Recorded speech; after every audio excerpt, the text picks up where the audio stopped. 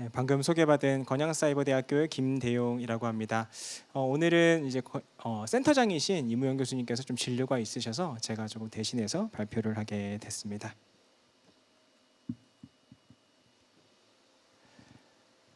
발달장애인 거점병원과 행동발달증진센터 혹시 들어본 적 있으십니까?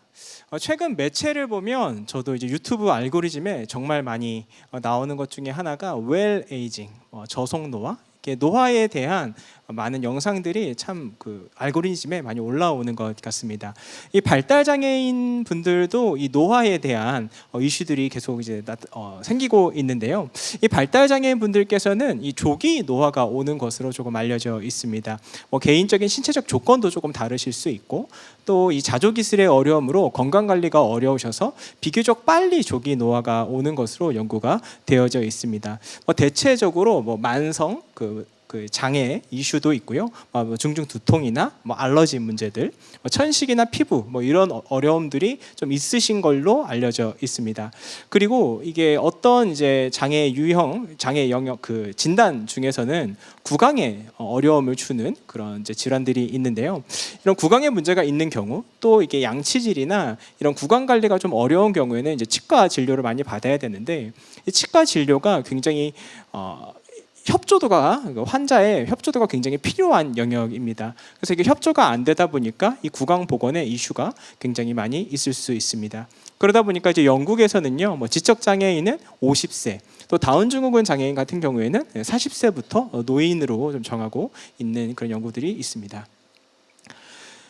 본인이 병원이나 의원에 가고 싶을 때 이제 가지 못한 적이 있냐, 이것을 우리는 그 의료 경험이 미충족되었다라고 이야기를 하는데요. 이 장애인 실태 조사를 살펴보게 되면 발달 장애인의 한 28% 정도는 이 미충족 의료 경험이 있는 것으로 나타났습니다. 그러면 어떤 진료 과목들을 많이 받고 있느냐? 보통 이제 자폐 스펙트럼이나 이런 발달 장애가 정신과 중에 이제 소아정신과에서 이제 많이 담당을 합니다. 그러다 보니까 이제 소아정신과에서 한 26.5% 정도 이제 진료를 좀 하고 있는 것으로 나타났고요. 그다음에 이제 내과적인 문제들, 그다음에 이제 뇌전증을 동반하시는 경우들도 꽤 많다 보니까 이런 신경과, 그다음에 뇌병변이나 뇌성마비 이런 질환을 겪고 계신 분들은 재활의학과 이렇게 좀 진료를 받고 계십니다. 이런 의료적인 이슈도 있는데요. 이 행동 문제와 관련된 이슈들도 있습니다. 우리가 소위 말하는 이제 자해나 타해, 이게 파괴적인 행동들을 이제 복지에서는 이제 도전적 행동이다라고 이야기를 하는데요. 이 발달장애인 실태조사에서는 보통 이제 자해 같은 경우에는 한 30% 이렇게 좀 다양하게 이제 나타나고 있는데, 이게 발달 장애가 있으신 분들 같은 경우에는 이 도전적 행동의 유형이 하나만 나타나는 경우는 이제 거의 없다는 겁니다.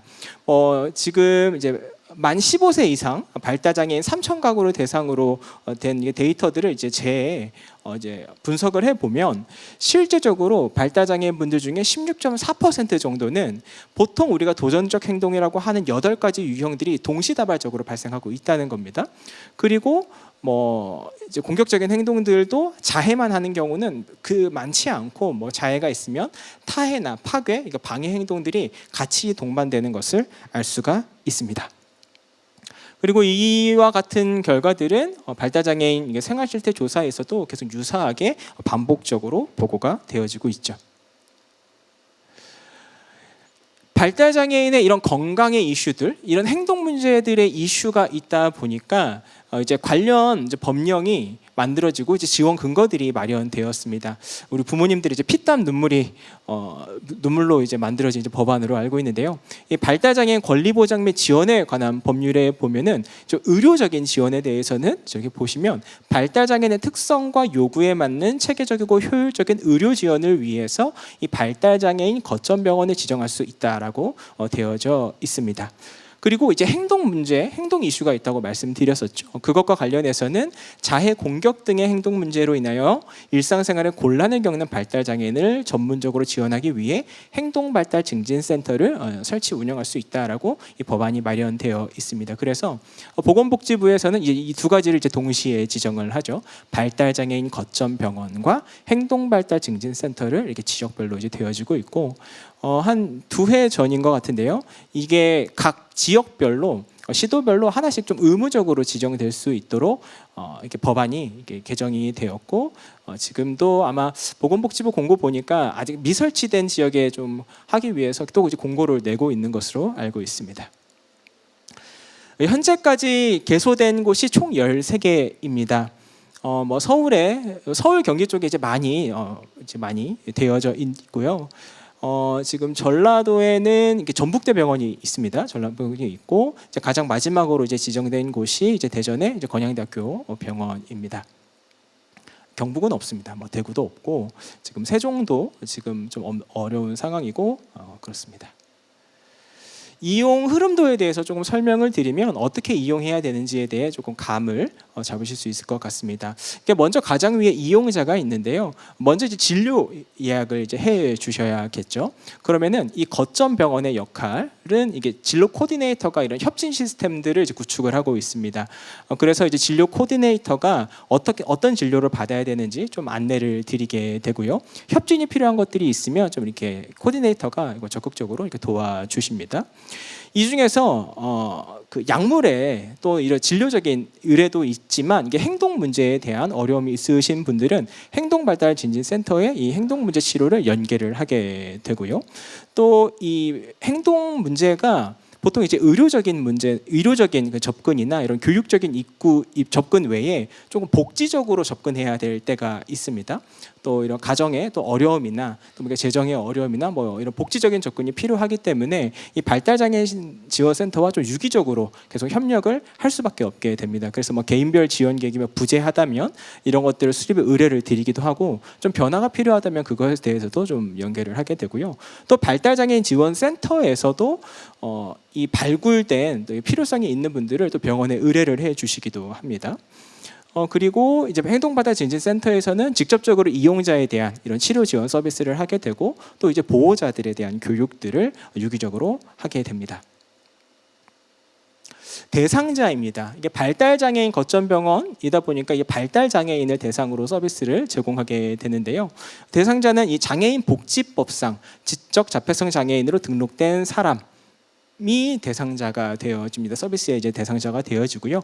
부장애를 가지신 경우에도 마찬가지로 서비스의 대상자가 되십니다. 그리고 행동발달증진센터, 그러니까 병원과는 또 다르죠. 행동발달증진센터의 경우에는 자퇴아해가 있으셔서 행동 지원이 필요하신 분들이 이용이 가능하십니다.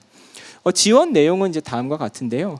제일 좋은 점은 이게 보통 협진이 굉장히 좀 어렵습니다. 병원 내에 한 진료 과목을 예약을 하게 되면은 다른 진료 과목이 이제 필요한 경우들이 생기게 되면 또 거기를 따로 예약을 해야 되는 경우들이 많거든요. 근데 아시다시피 이게 진료의 대기 시간들이 다들 있다 보니까 이게 유기적으로 좀 되게 어려운 부분들이 있는데 이런 것들을 조금 더 원활하게 할 수 있는 이제 코디네이팅이 좀 제공이 되어집니다. 그리고 이제 행동발달진진센터는 크게 이제 중증 행동 문제에 대한 1:1 치료들이 이루어지게 되고요. 또 이제 가족 지원도 또 별도의 이제 프로그램으로 운영이 되어집니다.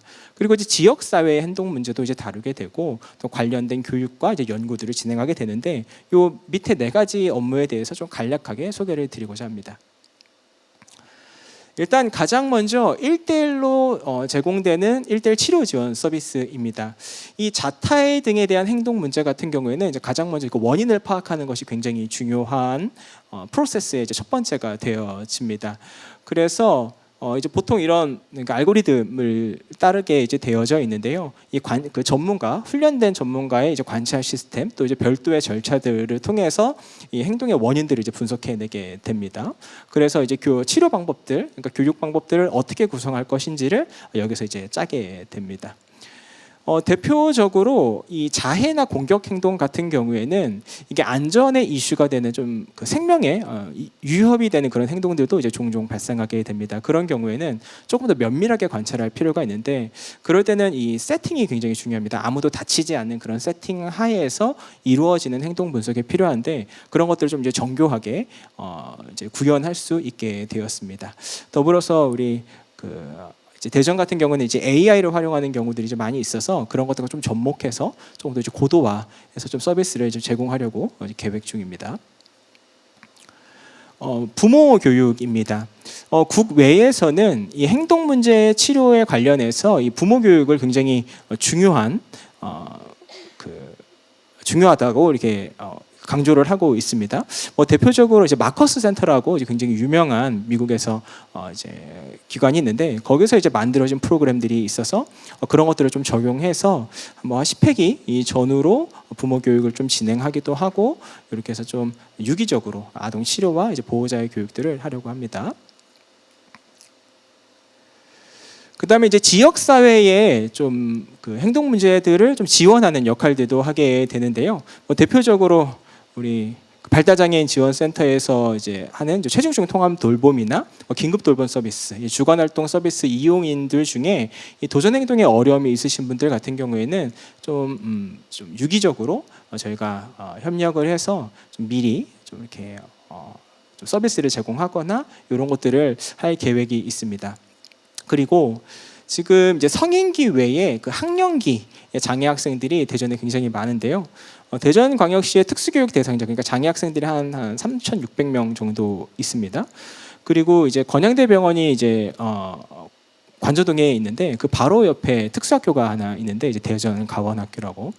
그 학교가 이제 전국의 최대 규모입니다. 이제 가장 많은 학생 수를 이제 가지고 있다 보니까 또 이제 다양한 어려움들이 있을 수 있어서 또 그 학교를 비롯한 뭐 특수학교들, 뭐 원명학교, 뭐 해광학교, 뭐 해든학교 뿐만 아니라 뭐 기타 뭐 특수학급이나 또 일반 학급에 있는 이렇게 전일제 특수교육 대상자들에게도 좀 이게 대전 특수교육원과 이제 교육청과 연계해서 뭔가 좀 더 도움을 드릴 수 있지 않을까 좀 기대를 하고 있습니다. 대전광역시 같은 경우에는 우리 그 5대 핵심 전략에 보면 이게 장애인 기본권 보장을 위한 시설 확충이라는 이런 전략들이 되어져 있습니다. 특히 이제 최중증 발달 장애인 도전 행동에 대해서 이제 지원하겠다라고 이 홈페이지 보니까 이렇게 나와 있더라고요. 그래서 조금 더 이 AI 시스템 같은 것들을 잘 도입해서 좀 저희가 이제 같이 좀 유기적으로 해보려고 계획을 하고 있습니다. 네, 마지막인데요. 저희 이제 센터장님이신 이제 의무영 센터장님과 우리 부수센터장이 이제 저 있고 오늘 이번에 채용된 치료사 선생님들이 이제 같이 오셨어요. 저희 열심히 준비해서 한 11월 중순 이후부터 좀 서비스를 제공해 드릴 수 있을 것 같습니다. 잘 준비해서 지역사회에 기여하도록 하겠습니다. 감사합니다.